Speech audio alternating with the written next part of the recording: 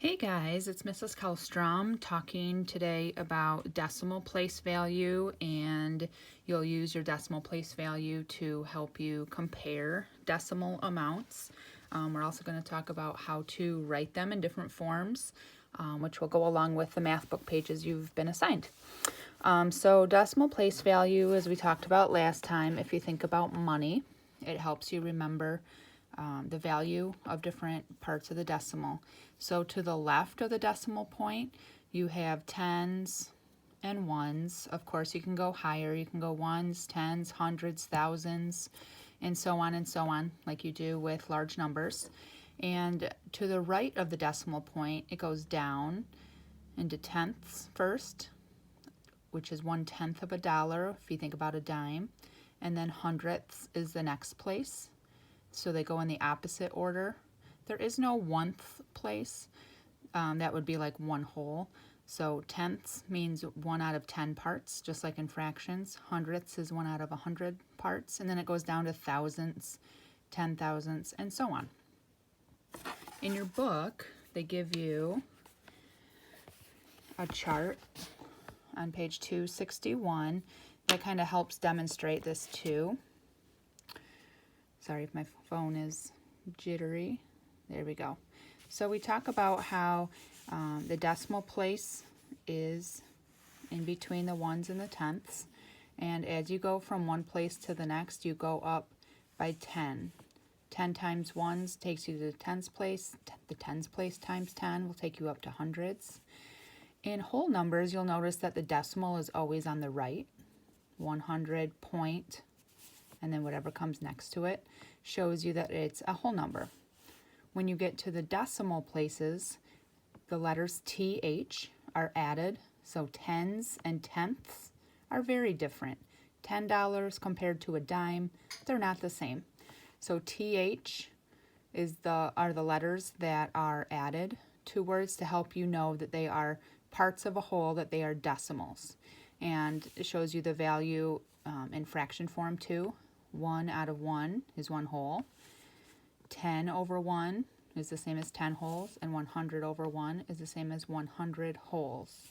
On the opposite side of where the decimal point would be here, a dime is worth 1/10 of a dollar, or 1/10 of the whole, and a penny is the value of 1/100th of a dollar, or 1/100th of the whole. So that chart might help be a visual to help you remember to keep decimal place value in mind. So on the page that you're assigned this week, you're asked to write fractions in decimal form and vice versa. So for example, if you're asked to write 4 2/10 into decimal form, you would write 4, and for here, the decimal point represents the word and. It means and another part. And 2/10. Does a 2 go here, or does it go here? What I have to keep in mind is what place this is in. And one place past the decimal point is tenths. Since it's 2/10, it would go in the tenths place and end up there. This would be 4 2/100ths, so it would not be correct. So then, if you have a word form that you need to write as a number, let's say you have 55 hundredths. There's that TH. There are no wholes there. There's no and, so that would mean that 0 is the whole number. And you would put the decimal place, even though the word and isn't there, to show that this TH means hundredths. Then you would put 55 as the number and make sure that the last digit ends up in the hundredths place. 55 hundredths is the same as 55 hundredths. Then it asks you to put some decimals in expanded form.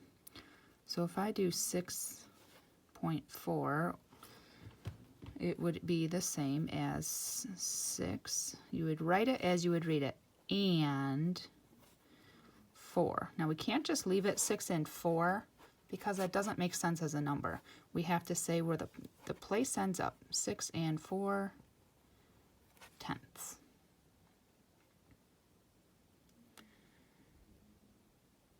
All right, when you're comparing decimals, you want to make sure that you have the same number of places on each side of the equal sign to make sure that you're comparing apples to apples instead of apples to oranges. If you have one decimal that's only going to the 10th place and you're trying to compare it to a decimal that has 2 places, then it's kind of hard to see. This would be where the symbol goes. We'll put a box there.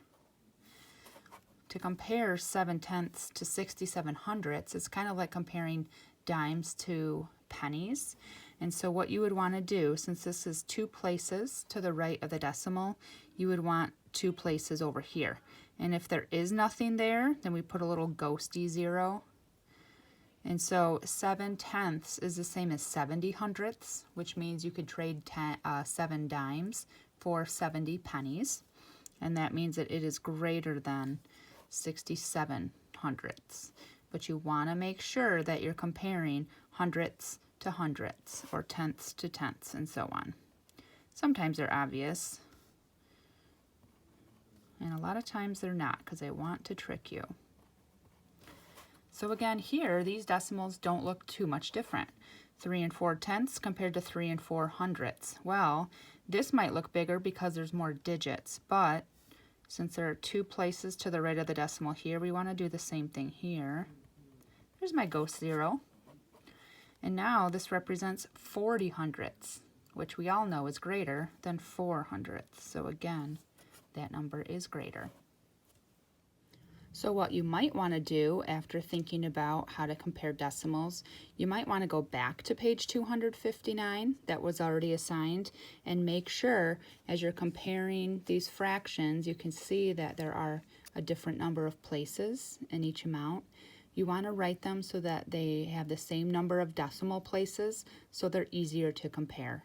Again, as you write them, you can fill in a ghost 0 to represent a spot that isn't there. For instance, you could write a ghost 0 next to the 4 to the right, and it would represent 40/100, which is greater than 4/100.